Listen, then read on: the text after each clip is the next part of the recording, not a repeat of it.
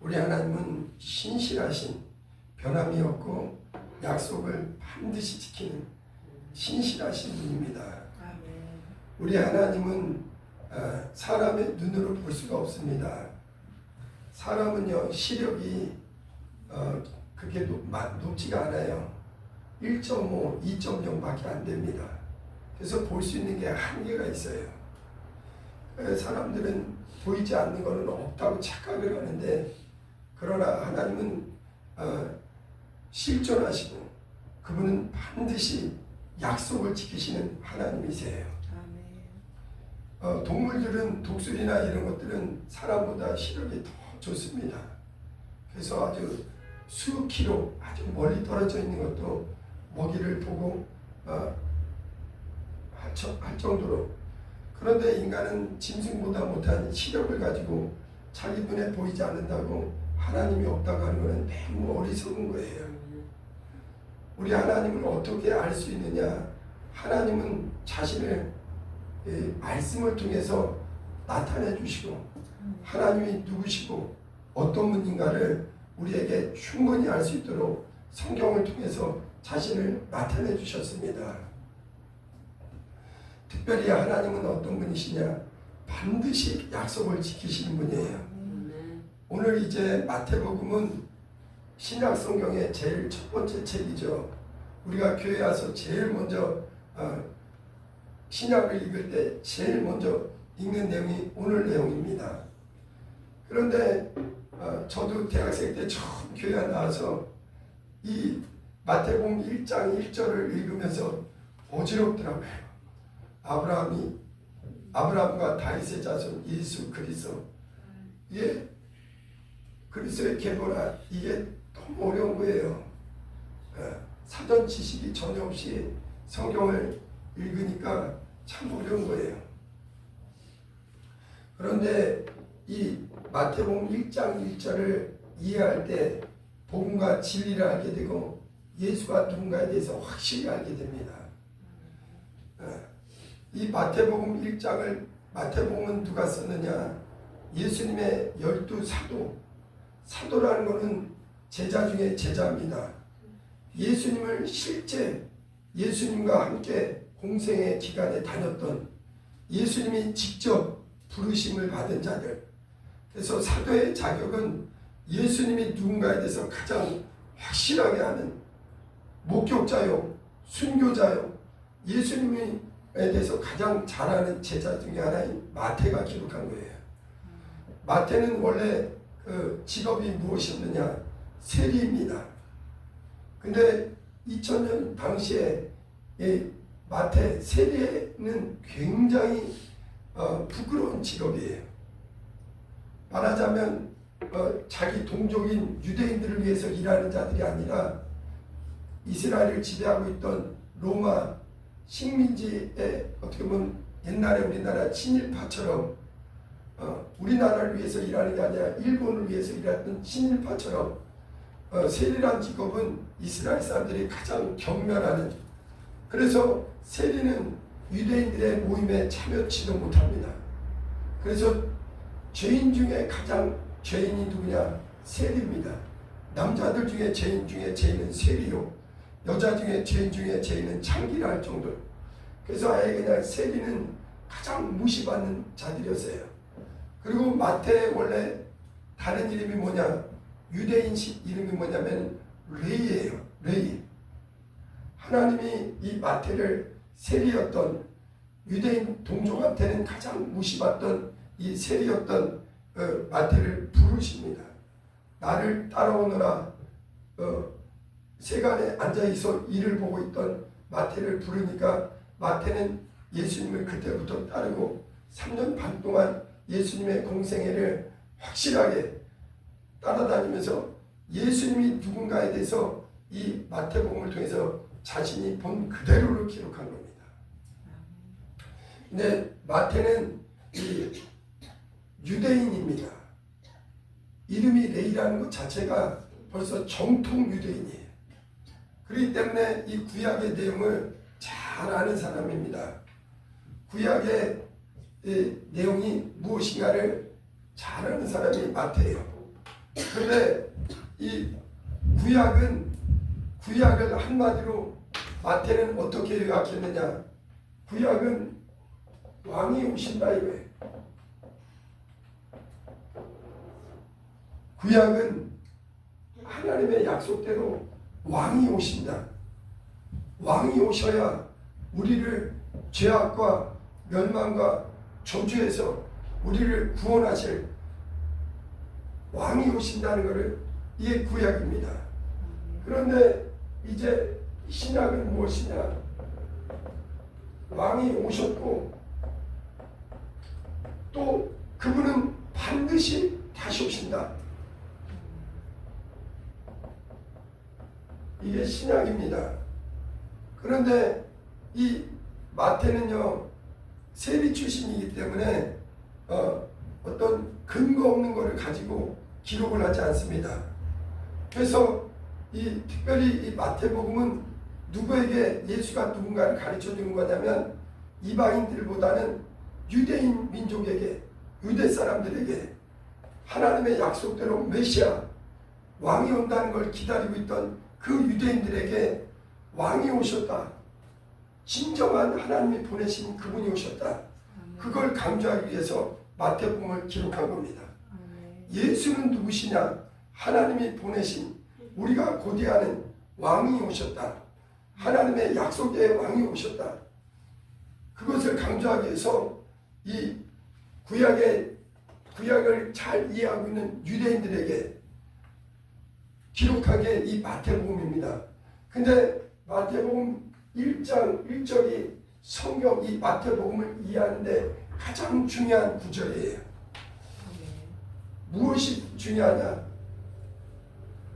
하나님은 이 아브라함과 다윗의 약속을 통해서 그 아들 인류를 구원할 메시아를 보내줄 것을 말씀한 거예요.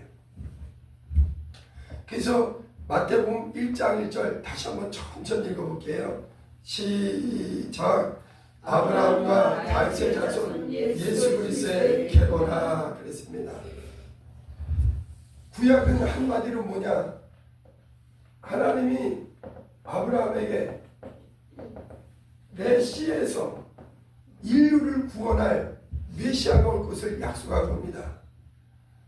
구약은 아브라함의 씨에서 메시아가 올 것이다. 다른 통로로 오는 것은 하나님의 약속대로 오는 통로가 아니다 이거예요. 그리고 또 구약은 뭐냐면 다윗의 자손이 진정한 왕이 올 것이다 이게. 왕 중에 왕이 올 것이다 이게 구약입니다. 구약의 내용이 많지만 가장 핵심을 얘기하면 아브라함의 씨에서 온 인류에게 영원한 복과 하나님의 진정한 그 복의 근원 되시는 분이 오실 것이다. 인류를 죄와 사망과 저주에서 우리를 구원하실 진정한 복의 근원 되신 분이 올 것이요. 또 다윗의 자손에서 영원한 왕, 다윗은 사람 중에 왕이지만 예수 그리스도는 영원한 왕으로 올 것이라는 것을 얘기한 게 구약입니다. 그래서 이 구약의 내용을 잘 알고 있는 유대인들에게 이 세리의 출신이었던 마태는 자신이 만난, 자신이 경험한, 자신이 믿고 발견한 예수가 누구냐? 그는 아브라함과 다윗의 자손 예수 그리스도의 계보다. 중요한 게 있습니다. 모르는 사람들은 기독교를 하나의 어떤 종교, 신화로 오해합니다. 기독교는 절대 신화가 아닙니다. 아브라함과 다윗은 성경 그대로 역사적인 실제 인물들입니다. 하나님께서 이 구약의 첫 책이 창세기죠. 창세기는 하나님께서 천지 만물을 창조하신 이야기입니다. 그래서 창세기에 보면 2장 4절에 하나님께서 천지 만물을 만드신 대략이 이렇다 그럽니다. 그래서 창세기를 영어로 제네시스라고 해요. 제네시스. 제네시스 혹시 들어본 기억 없어요? 자동차 이름이죠. 이거는 뭐냐면 기원, 시작, 뭔가 새로운 것의 탄생 이런 뜻이에요. 여러분 이 우주 만물을 그냥 생긴 것이 아니라 하나님께서 천지 만물을 창조하셨다. 그래서 창세기에는 모든 것의 시작이 어떻게 되는지 나옵니다. 어떻게 하늘이, 어떻게 우주 만물이, 어떻게 땅과 바다가, 해와 달과 별이, 동물과 식물과 인간이 어떻게 시작되었는가. 그 창세기에 하나님께서 이거는 사람에게서 나온 지혜가 아닙니다. 성령께서 모세에게 지혜를 주고 하나님이 천지를 창조한 대략을 적은 게 이 창세기, 제네시스, 기원에 대한 책이에요. 그런데 이 마태복음은요, 아브라함과 다윗의 자손 예수 그리스도의 제네올로기라고 해요. 제네알로기. 이게 제네올로기는 이게 의미가 기원이라는 의미입니다. 이거는 뭐냐면은 이 천지 만물을 지은 것, 만물의 창조보다 더 위대한 인류를 구원할 왕 중의 왕, 의의 왕, 다른 이가 아니라 아브라함과 다윗의 언약대로 오시는 그분이 오셨다. 이것을 기록한 게 이 마태복음 1장 1절입니다. 그래서 예수 그리스도의 계보라는 것을 영어로 제네올로기 그래요. 제네알로기. 이게 뜻이 뭐냐면 기원, 계보, 그 다음에 탄생. 이 의미가 대동소이합니다. 구약을 잘 아는 하나님은 이 천지 만물을 만드신 그 하나님인데 인류를 구원하기 위해서 그 아들을 보내주시는데 하나님은 어떻게 보내주시느냐? 반드시 약속을 따라서 보내주십니다. 오늘은 이제 우리가 신앙생활하는 것은 뭐냐면 하나님은 약속을 지키시는 분이다. 하나님은 민수기 23장 19절 말씀대로 하나님은 사람이 아니니 거짓말을 하지 않으시고 인생이 아니시니 후회가 없으시도다. 그가 하신 말씀을 행치 않으시며 그가 하신 말씀을 실행치 않으시랴. 우리 하나님이 못하시는 게 두 가지, 변하지 않고 거짓말을 못하세요. 그렇기 때문에 우리 하나님은 우리가 왜 보지 않고 하나님을 믿을 수 있느냐? 이 성경이 얼마나 정확하게 기록되었기 때문에 우리의 영혼과 내 목숨과 내 전생애를 안심하고 맡길 수 있는 것이 이 성경입니다. 근데 우리는 근거 없이 하나님을 믿는 게 아닙니다. 첫째, 하나님은 아담의 범죄 위에 창세기 1장부터 11장까지는 이 인간에게 어떻게 죄가 시작되었는가, 우주 만물이 시작되었는가, 죄가 어떻게 시작되었는가, 이것을 기록한 겁니다. 인류의 시작이 누구냐? 인류의 시작은 아담부터입니다. 아담은 영적 존재예요. 인류의 영적 조상입니다. 그리고 하나님의 형상을 닮은. 그래서 우리 겉사람은요, 우리 인간은 하나님의 형상을 닮은 아주 소중한 존재예요. 근데 아담이 무엇했느냐? 하나님의 명령을 어기고 사단 마귀에게 속아서 죄를 범함으로 말미암아 모든 사람이 죄악 가운데, 사망 가운데 죄의 종이 되었다. 사탄 마귀에게 속아서, 그래서 아담 이후에 모든 사람이 죄를 범했다. 그런데 하나님께서 인류를 구원하실 계획을 세우시고 이 아담의 범죄 위에 한 사람을 택한 게 누구냐? 창세기 2장부터 이 하나님이 아브라함과 언약을 맺습니다. 누구냐? 창세기 12장에 아브라함을 부르세요. 아브라함은 하나님께서, 여러분 중요한 게 뭐냐면 언약이라는 걸 잘 이해하면 좋습니다. 언약은요, 사람들과 맺은 게 아닙니다. 살아계신 하나님과 하나님의 택함받은 사람과 약속을 맺은 거예요. 여러분 우리가 경험하지만 사람들은 아무리 약속을 해도 지키고 싶지만 지키지 못할 때가 많습니다. 그러나 하나님의 언약은요 깨지지 않는 반석과 같습니다. 그래서 하나님께서 이제 아담의 범죄 이후에 하나님께서 인류의 멸망을 막기 위해서 인류를 죄악과 마귀 권세, 사망 권세에서 구원하기 위해서 인류를 구원할 씨를 누구를 통해서 보내주냐? 그 아브라함을 통해서 보내주기로. 그래서 창세기 12장 한번 보겠습니다.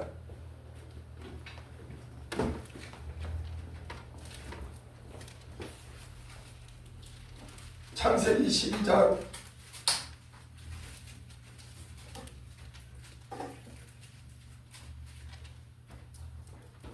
3절 한번 읽어봅니다. 시작. 너를 축복하는 자에게는 내가 복을 내리고 너를 저주하게는 내가 저주하리니 모든 족속이 너로 말미암아 복을 얻을 것이라 하신지라. 아담의 범죄 이후에 오늘까지도 의인은 단 한 사람도 없습니다. 사망 권세에 짓눌려 있고 마귀 권세에 눌려 있는 거예요. 그런데 하나님께서 아브라함을 부르시고 아브라함과 언약을 맺습니다. 언약은 하나님의 약속인데 이 언약은 하나님이 반드시 지키십니다. 네, 성경 전체가 얘기하는 게 뭐냐면 하나님은 약속을 반드시 지킨다. 사람은 약속을 어길 수도 있고 하나님 앞에 그 약속을 사람 간에는 약속을 못 지킬 수 있지만 하나님은 반드시 그가 하신 약속을 지키신다는 것. 히브리서 6장 14절에도 내가 반드시 너를 복주고 복주리라. 여기 창세기 12장 이 내용을 잠깐 놔두고 히브리서 6장을 봅니다.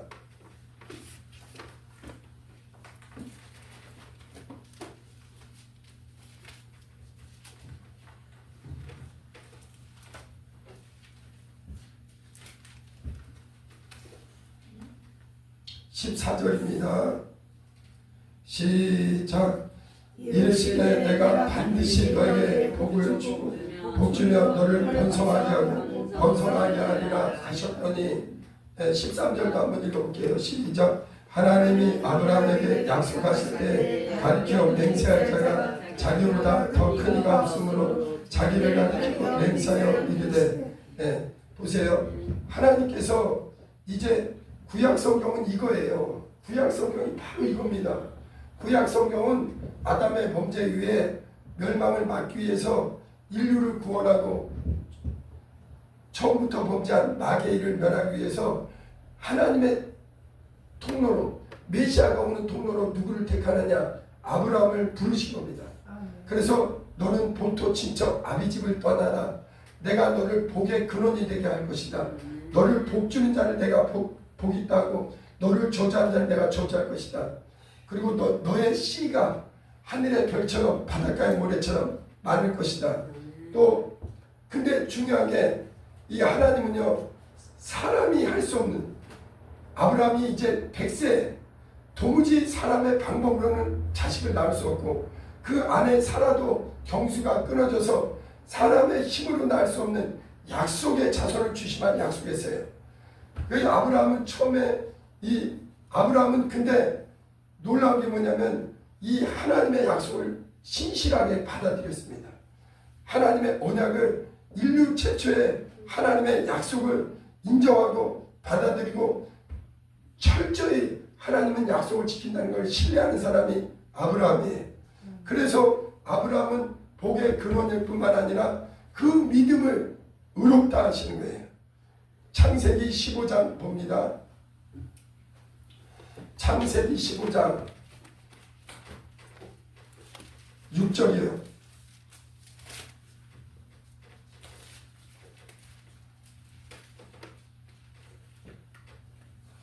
창세기 15장 6절 크게 한번 읽어봅니다. 시작. 아브라함이 여호와를 믿으니 여호와께서 그를 의로 여기시고. 여러분 성경에서 하나님이 인간을 아담의 범죄 이후에 더 이상 인간은 행위로 의롭게 되지 않고 인간의 어떤 방법도 어떤 수고도 어떤 노력도 인간이 스스로 의롭게 될 수 없고 오직 하나님은 아브라함에게 믿음을 의로 정하시는 겁니다.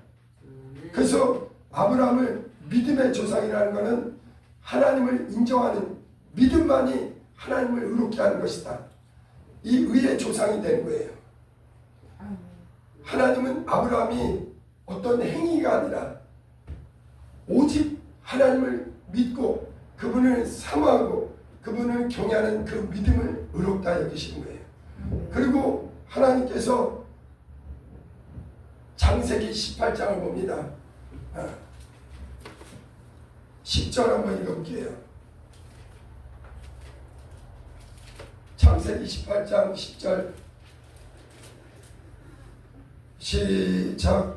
그가 이르시되 내년 이맘때 내가 반드시 내게로 돌아오리니 내 아내 사라에게 아들이 있으리라 하시니 사라가 그 뒤 장막문에서 들었더라.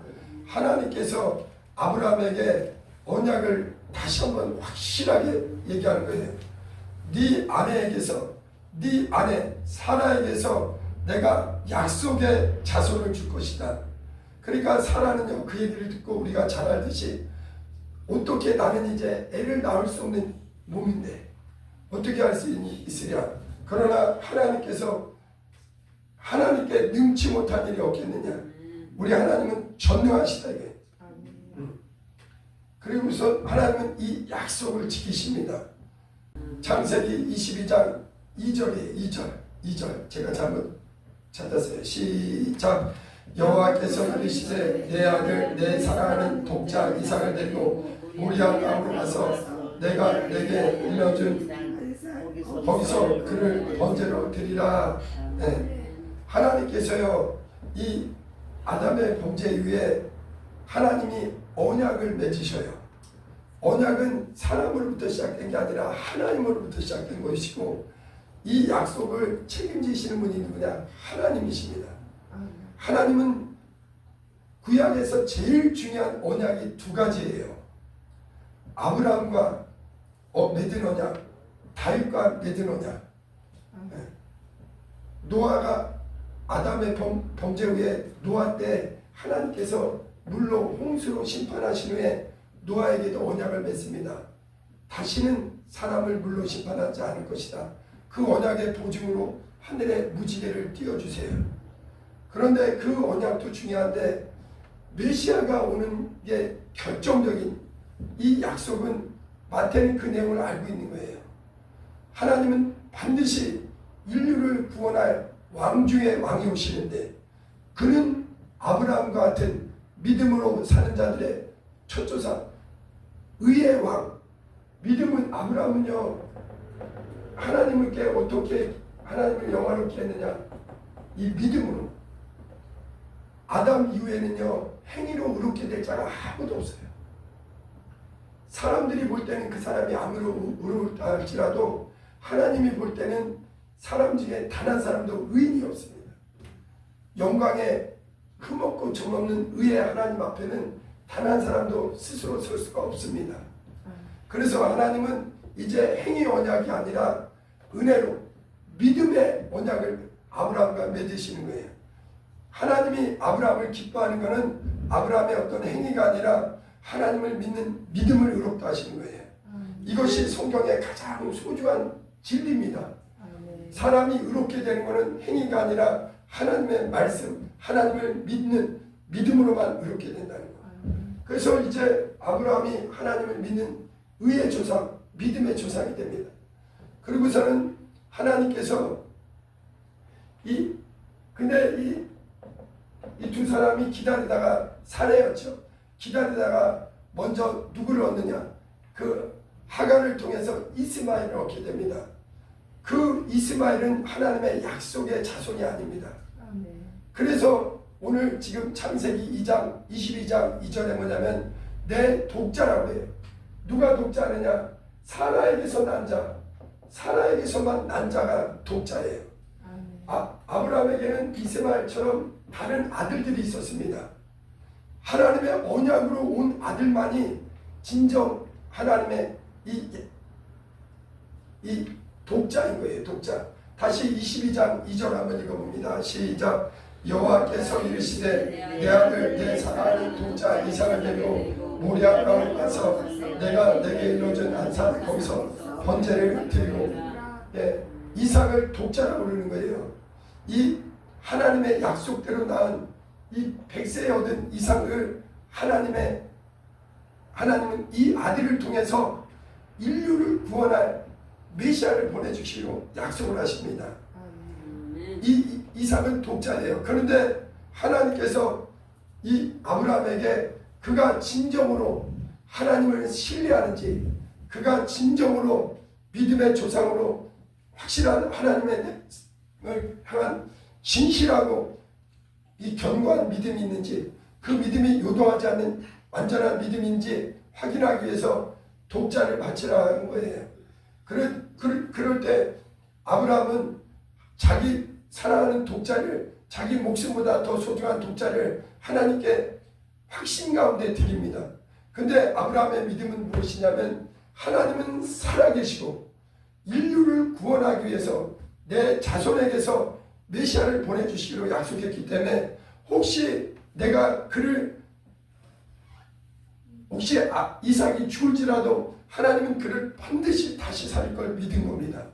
그렇기 때문에 자신 있게 아브라함은 망설이지 않고 하나님에 대한 확실한 믿음을 가지고 그만큼 하나님을 경외하고 신뢰하는 거예요.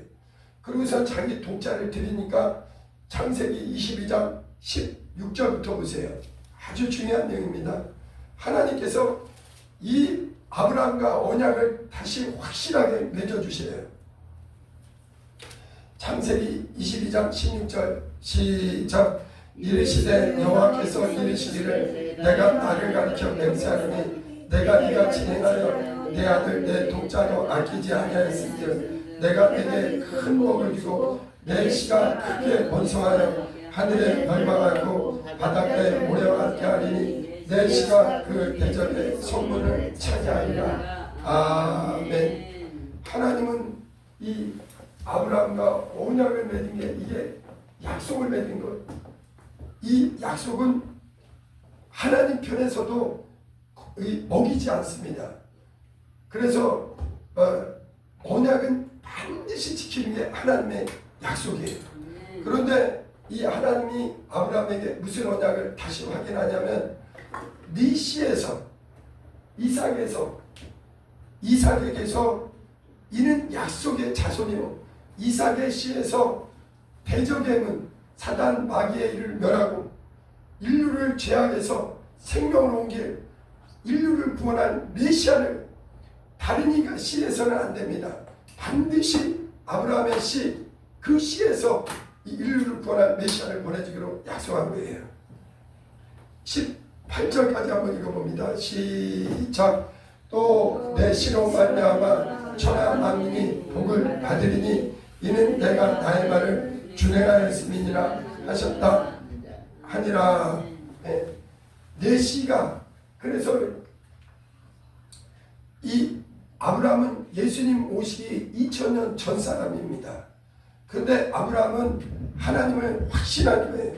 하나님은 살아계시고 그분은 전능하시고 이 땅에 어떤 것도 천지 만물을 지으신 이 유일하신 하나님보다 더 크신 분이 없다.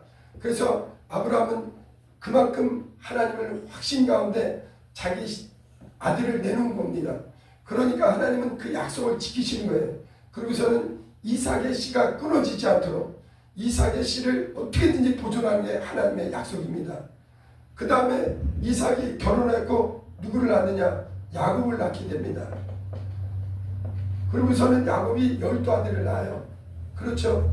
12아들을 낳는데 오늘 이 마태복음에 이 12아들 중에 하나님의 씨가 이루어진 메시아의 통로로 누가 오느냐?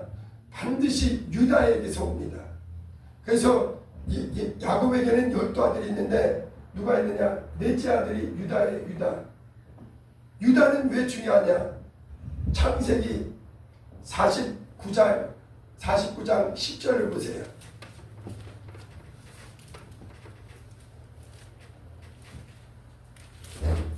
야곱이 죽기 전에 이렇게 자기 12아들들에게 대해서 축복의 기도를 합니다.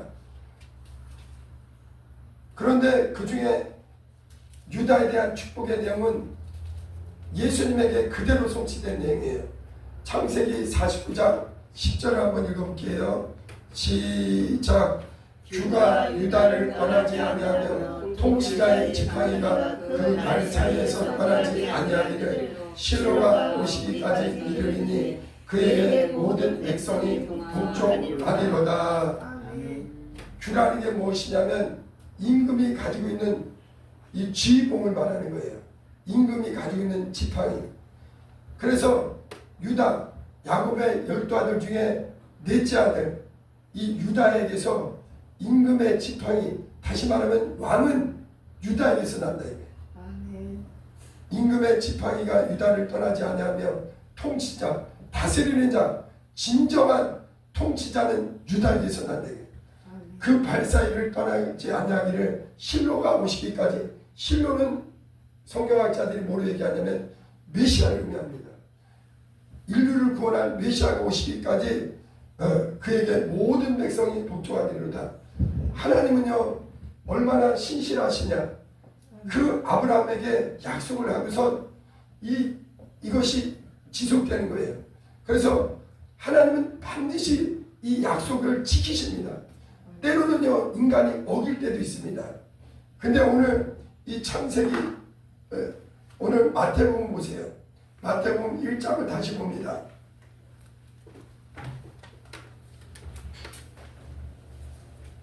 마태복음 1장 보세요. 2절 읽어봅니다. 시작. 아브라함이 이삭을 낳고 이삭은 야곱을 낳고 야곱은 유다와 그의 형제들을 낳고. 보세요. 야곱에게는 12아들이 있는데 굳이 유다가 나옵니다. 왜 유다가 나오냐?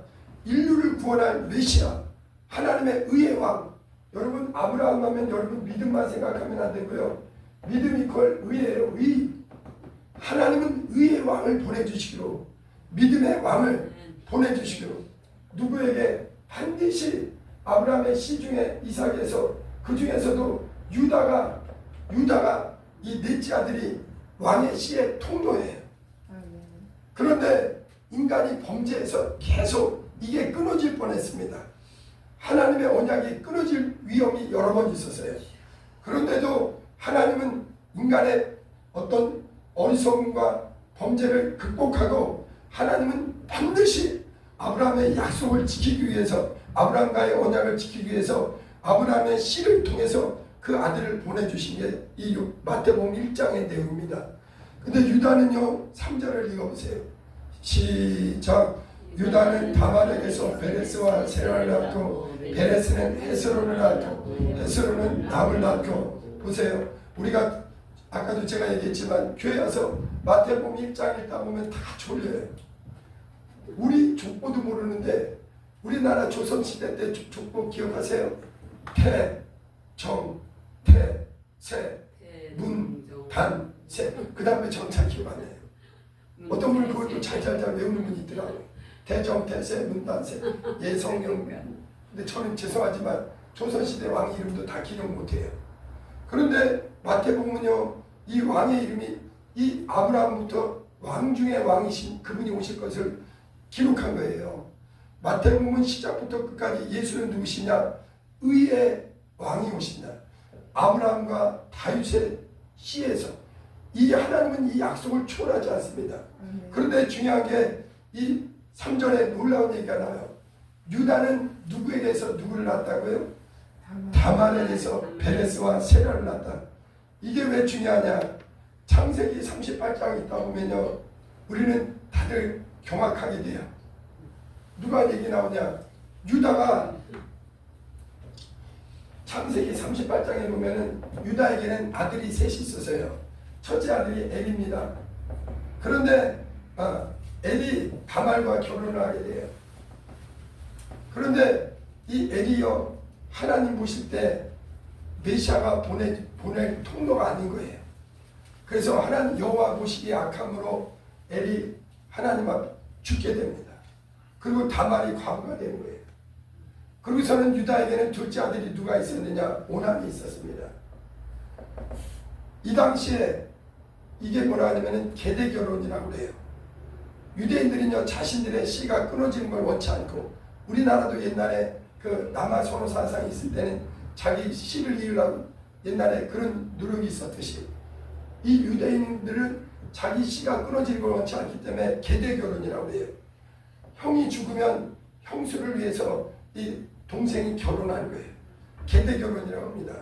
그리고 이 오난이 이 다말과 다시 결혼하는데, 근데 문제는 뭐냐면 잠자리를 하고도 이 오난은 이건 내 형의 씨지 내 씨가 아니다 하면서 어떻게 보면 하나님 보시기에 가증한 행동을 하는 거예요. 그렇기 때문에 오난도 하나님께서 목숨을 걷어갑니다. 하나님 보시기에 가증하기 때문에, 하나님 보시기에 악하기 때문에 그가 씨를 이어가지 못한 거예요. 그리고 유다에게는 누가 있었느냐? 셀라가 있었어요. 근데 왜 유다가 이게 씨가 이어져야 되느냐? 아브라함과 하나님이 약속을 했단 말이에요. 이삭과 야곱과 이제 유다까지는 이어졌는데, 문제는 유다에게서 이 셀라가 있는데, 이 유다가요 형 둘이 죽는 걸 보고 이 다말을 보냅니다. 어디로 보냈냐? 친정으로 보낸 거예요. 셀라가 크기까지 너는 네 고향 아버지 집에 가 있어라. 내가 셀라가 장성하면 너에게 주겠다. 약속을 했습니다. 그런데 시간이 지났는데 이제 유다의 부인이 죽었어요. 유다의 부인이 죽었는데 이제 유다도 혼자 남았습니다. 그리고 셀라는 장성했는데 다말이 기다려도 자기에게 그 아들을 주지 않은 거예요. 그러니까 다말이, 우리는 처음에 그 내용을 하나님의 약속에 신실하신 하나님을 모르고 보게 되면 이거는 굉장히 이상하게 봅니다. 그러나 이 다말은요, 그 당시에 계대결혼이라는 유대인의 그 풍속에 충실한 거예요. 왜냐하면 반드시 씨를 이어줘야 되거든요. 그런데 유다는 이 셀라도 혹시 죽을까봐 다말에게 장성했는데도 보내지 않는 거예요. 그러니까 우리가 잘 알듯이 다말이 이제 어떻게 보면 창기로 또 자기 얼굴을 가린 채로 또 이 유다에게 들어가게 됩니다. 그리고 유다는 이 다말을 어떤 창기인 줄 알고 또 혼자 돼서 그랬는지, 그래서 이 다말을 통해서 임신하게 돼요. 우리는 이 사실을 사실은 굉장히 충격적이지만 성경은요, 창세기 38장의 유다 얘기를 직설적으로, 성경은요 인간의 실체의 모습을 그대로 다루기 때문에 우리가 더 확실히 의지할 수 있습니다. 유다는 오히려 하나님 보실 때는 유다가 잘못한 거예요. 약속을 안 지킨 거예요. 셀라를 줘야 되는데 안 준 겁니다. 유다의 씨가 끊어질 위기에 놓인 거예요. 그런데 이 다말은 그 행동이 어떤 건지 모르지만 하나님 앞에서는 이 유다의 씨를 이어야 된다는 하나님의 약속에 충실하는 것은 다말이었어요.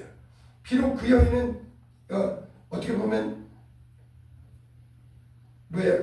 하나님의 그 택함받은 유대인이 아닐지라도 하나님의 이 약속에 충실한 거예요. 그래서 하나님께서 유다가 소식을 듣는데 자기 며느리가 임신했다는 소식을 들어요. 그래서 깜짝 놀랍니다. 자기 셀라는 아직 보내지도 않는데 어떻게 임신했느냐. 그러니까 그때 그 다말이 유다를 만날 때 도장과 끈과 지팡이를 담보로 가지고 있었어요. 그런데 이 도장과 이 끈과 이 지팡이를 가진 분이 나를 임신시켰다는 걸 얘기하는 거예요. 그제서야 유다는 내가 오히려 어리석었구나. 그래서는 다말을 통해서 누가 낳느냐? 베레스를 낳게 됩니다. 베레스와 셀라 여기 보세요. 3절 한번 봅니다. 시작. 유다는 다말에게서 베레스와 셀라를 낳고 베레스는 헤스론을 낳고 보세요. 여기서 보세요. 다말은 이 베레스와 세라라는 쌍둥이를 낳게 돼요. 그런데 세라가 먼저 나올 뻔했습니다. 그런데 하나님의 그 약속은 세라가 아니라 베레스에게 있었던 거예요. 그래서 베레스가 늦게 나왔는데 그가 형이 됐어요. 왜냐하면 세라는 손이 나와서 홍시를 감았는데 다시 손이 들어간 거예요. 그러고서는 베레스가 먼저 태어나서 이제 베레스가 이제 유다의 자손이 된 거예요. 근데 성경의 원리는 뭐냐면요, 이 유다에게서 낳지만 원래는 손자입니다. 며느리에게서 낳았으니까. 그런데 이 베레스는 유다의 아들뻘이 되는 거예요. 근데 우리가 생각할 때는 이거 참 부끄러운 얘기 아닌가? 그렇지 않아요. 인간은 어리석어서, 인간은 하나님의 계획을 몰라서 하나님의 약속을 놓칠 뻔했는데 유다의 씨에서 인류를 구원할 의의 왕, 영광의 왕, 약속의 자손, 인류를 죄악과 사망과 멸망에서 구원하실 분은 반드시 아브라함의 언약의 씨에서 와야 돼요. 그렇기 때문에 예수께서는 유다의 씨에서 온 겁니다. 자, 그 다음에 보세요. 여기 그 6절을 읽어봅니다. 시작. 이새는 다윗을 낳으니라. 다윗은 우리아에게서 소돔을 낳고. 보세요. 이 마태복음 1장에서요, 구약의 가장 중요한 두 가지 언약, 인류를 구원할 하나님의 아들 메시아는 어디에서 와야 되느냐?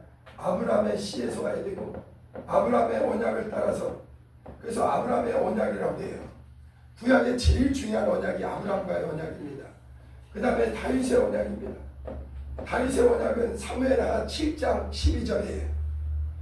다윗의 언약은 사무엘하 7장 12절 한번 찾아볼게요.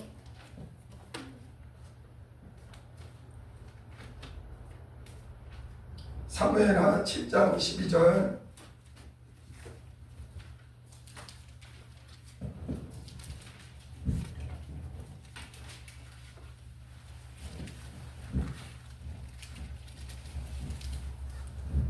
사무엘하 7장 12절 시작.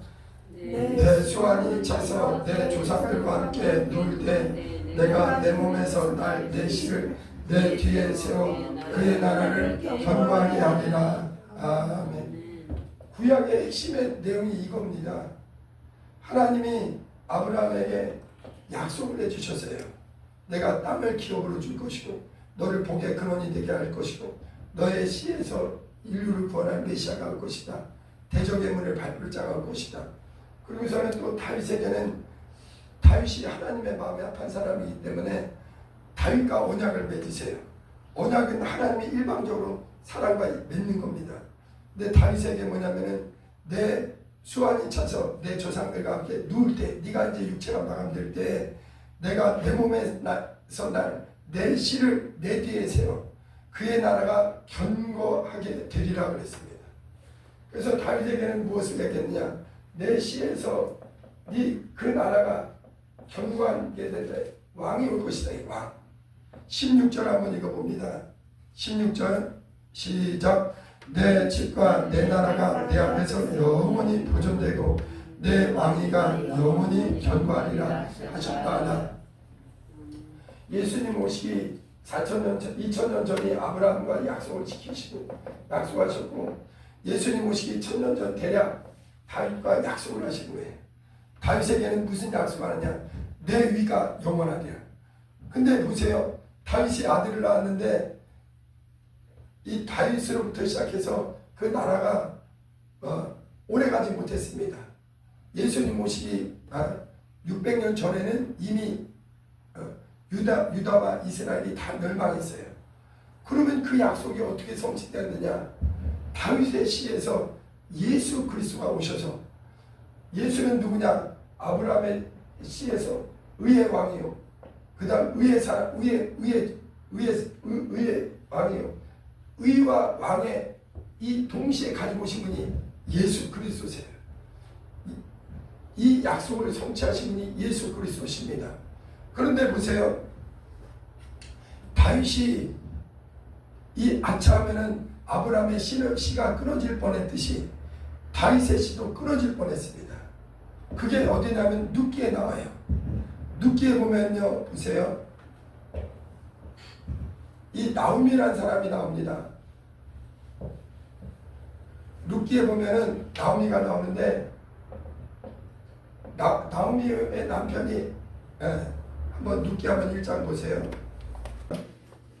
1절 한번 읽어봅니다. 시작. 사사들이 치리하던 때 그 땅에 흉년이 드니라. 유다 베들레헴의 한 사람이 그의 아내와 그 두 아들 데리고 모압 지방에 가서 거류하는데, 보세요. 여기 그 베들레헴 이쪽에 사해바다 왼편에 있는데 이제 여기가 흉년이 든 거예요. 여기에 누가 살고 있었느냐? 나오미와 엘리멜렉이라는 유다의 자손이 살고 있었어요. 그런데 여기 흉년이 드니까 모압 지역이 이쪽입니다. 이쪽으로 이민을 가는 거예요. 잘 살아보려고. 흉년이 드니까 먹을 게 없으니까 남편과 그 자식들을 데리고 이민을 가는 거예요. 그런데 가서 있죠.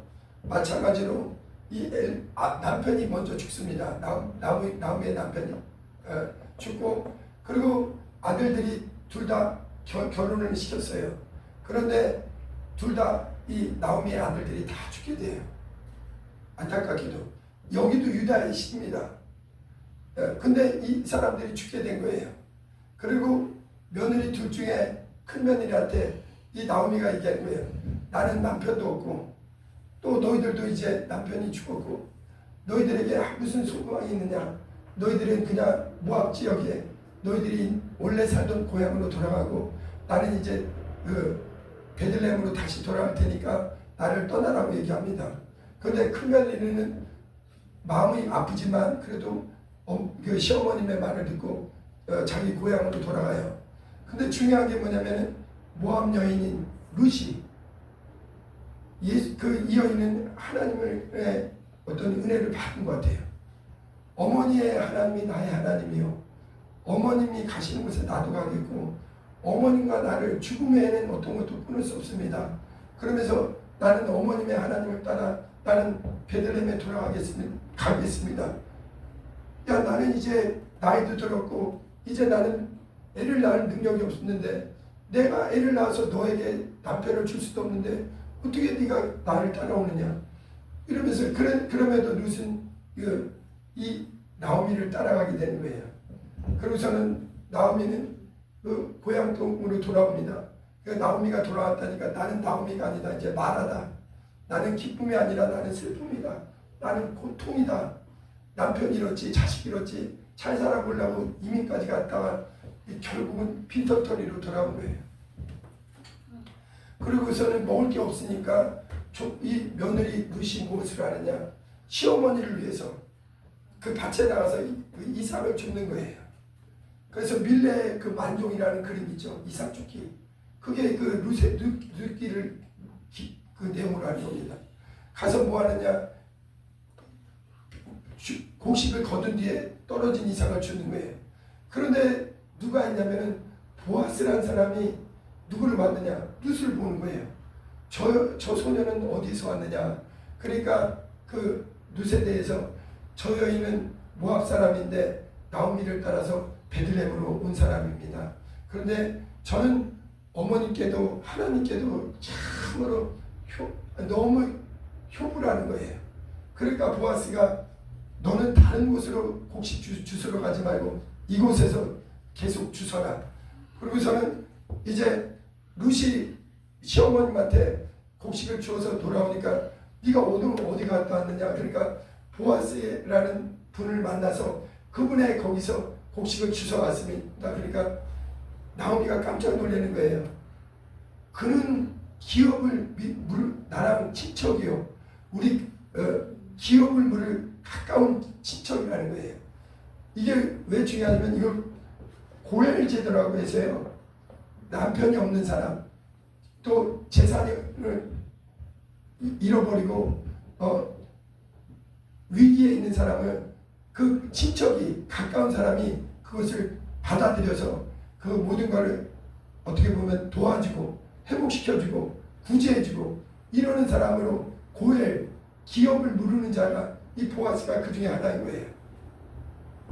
그래서 하나님 그 나오미가 이제 너는 내 말대로 해라. 그래서는 보아스에게 결국은 곡식 그 거두는 날에 또 보아스에게 어떻게 보면 가까이 가고 또 그 다음에 보아스가 너는 누구냐 이렇게 룻에게 물어보니까 저는 룻입니다. 그러니까 그러면 내가 나보다 먼저 기업 물을 자가 있으니까 그 사람한테 먼저 물어본 다음에 내가 그 사람이 만약 너와 기업을 물지 않게 되면 내가 물으겠다고 한 겁니다. 그러고서는 이제 그 보아스가 무엇을 하냐면 법대로 하는 거예요. 그 당시에 풍속대로 장로들을 모으고 그러고서는 자기보다 먼저 기업 물을 자에게 물어보는 거예요. 지금 나오미와 이 룻과 그 기업 물을 자인데 당신이 나보다 먼저 우선이니까 당신이 물겠느냐. 그러니까 그 사람은 나에게 너무 손해가 돼서 내가 포기하겠다. 그러고서는 보아스가 그때서야 내가 당신의 그러면 나오미와 이 룻 그를 내 아내로 받아들인 거예요. 그러고서는 기업 물을 자를 받아들인 겁니다. 그러고서는 보아스에게서 누가 나느냐. 룻을 통해서 룻은 이방 여인인데 룻을 통해서 누가 나느냐. 오벳을 낳게 돼요. 이게 왜 중요하냐. 룻기 4장을 보세요.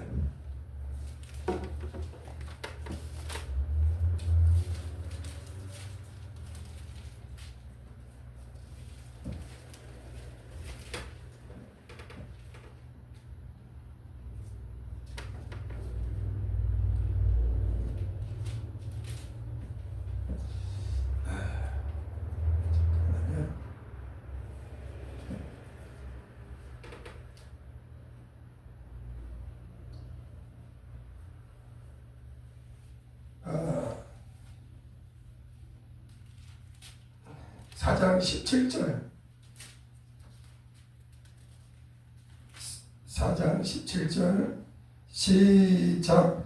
그의 이름 여인들이 그에게 이름을 지어주되 나오미에게 아들이 태어났다 하며 그의 이름을 오벳이라 하였는데 그는 다윗의 아버지인 이새의 아버지였더라.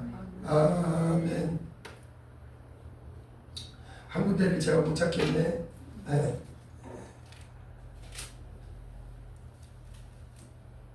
여기 있다. 12절이에요. 12절 아주 중요한 구절입니다. 시작.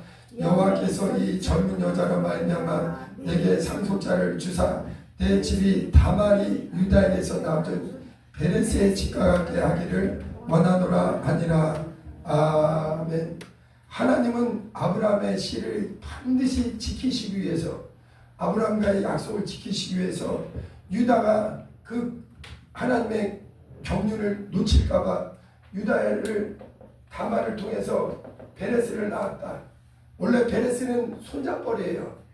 그러나 이 하나님의 경륜상으로는 유다가 베레스는 유다의 아들이 되었듯이 원래 나오미를 통해서 나오미의 그 며느리인 룻을 통해서 보아스를 통해서 누구를 낳느냐 오벳을 낳았는데 오벳은 원래 그 손잡벌입니다. 그러나 이 유다에게 베레스가 아들뻘이 되듯 이제 그 얘기를 하는 거예요. 지금 다시 12절 시작. 여호와께서 이 젊은 여자로 말미암아 내게 상속자를 주사 내 집이 다말이 유대에게서 낳아준 베레스의 집과 같게 하시기를 원하노라 하니라. 그래서 이제 이 원래는 나오미의 손잡벌인데 이 나오미의 남편이 누구냐면 엘리멜렉. 그래서 결국 이 엘리멜렉의 아들이 누구냐? 오벳이 되는 거예요. 오벳. 이게 왜 중요하냐? 예수 그리스도의 이 다윗의 그 계보가 끊어질 뻔한 거예요. 아브라함의 계보가 끊어질 뻔한 걸 다말을 통해서 하나님이 얻었듯 이 다윗의 계보가 끊어질 뻔한 걸 누가 이어줬느냐? 룻이 이어준 거예요. 왜? 하나님은 천지 창조 위에 범죄 위에 아브라함과 다윗과 가장 중요한 두 가지 언약을 맺으시는 거예요. 그리고 이 실제 이 이스라엘의 역사 속에 실제 하나님은 그 약속을 철저히 지키신 겁니다. 그래서 룻기는 이 오벳이 왜 중요하냐? 오벳의 아들이 누구냐? 이새요. 이새의 아들이 누구냐? 다윗입니다. 만약 룻이 보아스를 만나지 않았다면 다윗은 있을 수가 없는 거예요. 근데 이 다윗이 살던 동네가 어디냐? 베들레헴. 보세요. 그래서 아까 나오미의 동네가 어디냐? 베들레헴이에요. 인류를 구원할 죄와 사망과 우리를 참으로 구원할 여인의 손으로 오실 분은 반드시 아브라함의 자손 다윗의 씨. 인간이 그렇게 범죄하고 실수하고 넘어지고 할 때도 그래서 마태복음 1장은 있는 그대로의 성경 그대로의 약속이 얼마나 정확하게 예수를 통해서 성취되었는가. 다시 한번 마지막으로 마태복음 1장 앞부분만 읽고 마무리할게요. 마태복음 1장 시작. 아브라함과 다윗의 자손 예수 그리스도의 계보라. 아브라함이 이삭을 낳고 이삭은 야곱을 낳고 야곱은 유다와 그의 형제들을 낳고 유다는 다말이 돼서 베레스와 세라를 낳고 베레스는 에스로를 낳고 에스로는 남을 낳고 남은 아미나답을 낳고 아미나답은 나소를 낳고 나소는 살몬을 낳고 살몬은 나락에서 보아스를 낳고 보아스는 유대에서 오벳을 낳고 오벳은 이새를 낳고 이새는 다윗을 낳으니라. 보세요. 성경에 여기 마태복음 1장의 나머지 다윗의 자손들은 다 왕이에요. 그런데 꼭 다윗에게만 왕이라고 붙였습니다. 왜냐하면 마태는 의도적으로 아브라함과 다윗의 약속을 하나님은 지키셨다.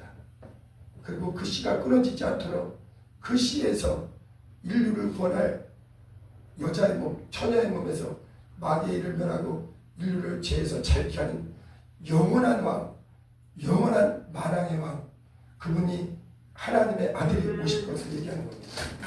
네, 그 뒤에 내용은 이제 다음번에 또 중요한 내용이세요. 자세히 설명드릴게요.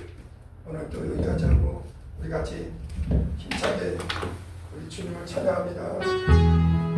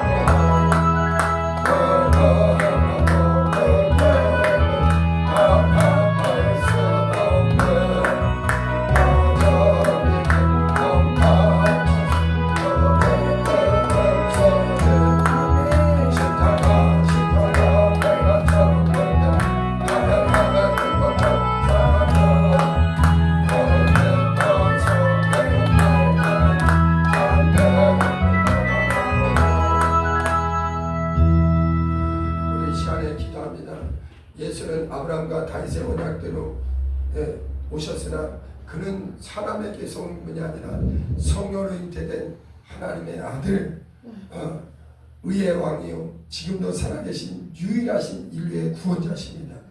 그분은 다시 오십니다. 우리 이 시간에 기도할 때 하나님 약속대로 오신 주님, 약속대로 우리에게 성령을 보내주시고 약속대로 다시 오실 주님을 기다리며 우리는 의의 왕, 영광의 왕, 평강의 왕, 모든 자를 죄에서 참으로 자유할 승리의 왕이 오시는 날까지 우리는 깨어있게 해달라고 우리 주여 두 번으로 기도합니다.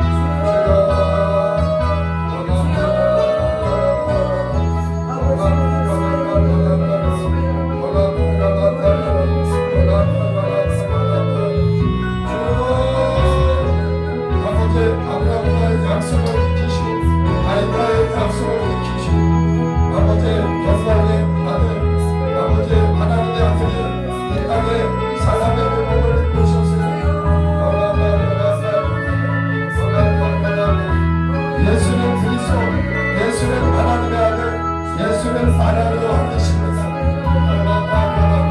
주는 그리스도시오, 주는 하나님의 아들이시오, 주는 하나님의 왕이십니다.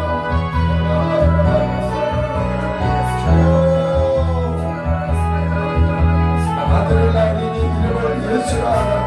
이는 저가 자기 백성을 죄에서 구원할까 하십니다.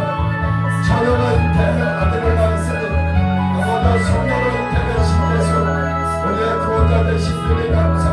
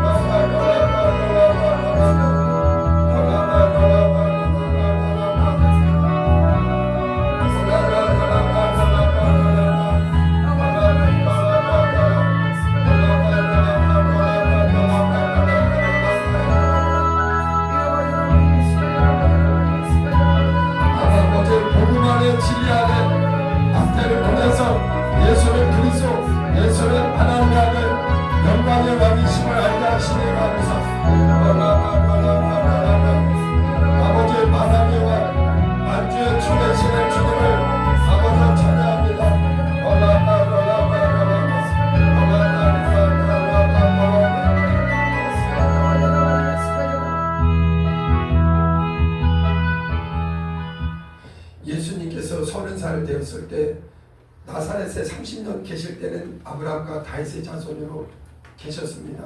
그러나 요단강에서 30살에 물에서 침례받고 올라올 때 이는 내 사랑하는 아들이요 내 기뻐하는 자다. 예수는 아브라함과 다윗의 자손이 아니라 아브라함이 있기 전부터 계신 하나님의 아들. 그래서 요한복음 8장에 보면 네가 아직 50도 안 되었는데 아브라함을 아느냐? 내가 아브라함이 있기 전부터 있었다. 아브라함이 있기 전부터 우리 하나님 예수는 계신 분이요. 다윗은 마태복음 22장에 다윗이 뭐라 하냐면 내 주여. 예수 그리스도는 다윗의 씨로 왔지만 그는 본질상 하나님의 아들, 영광의 주십니다.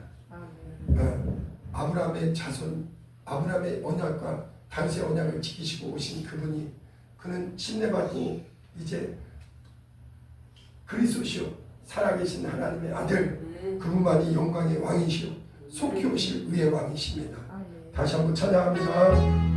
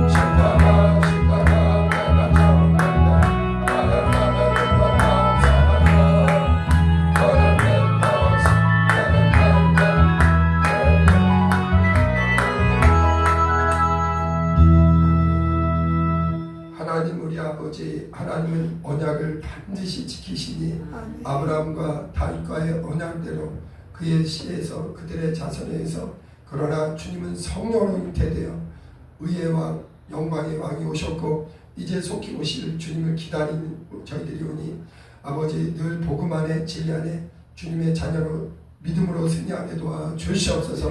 오늘 예배하는 분들 진리를 깨닫게 도와 주시옵시고 성령으로 인쳐 주시옵시고 영육간에 강건하게 도와 주시옵소서. 승리하신 주님의 은혜 안에 반드시 승리하게 도와 주시옵소서. 이제는 우리 주 예수 그리스도의 은혜와 아버지의 극진하신 사랑과 성령님의 인도 충만하심이 아브라함과 다윗의 약속대로 오신 우리 주님, 우리 영원한 왕, 의의 왕이신 주님을 은혜 안에 사랑하기로 결단하는 우리 모두의 이제부터 영원토록 함께 있을지어다. 아멘.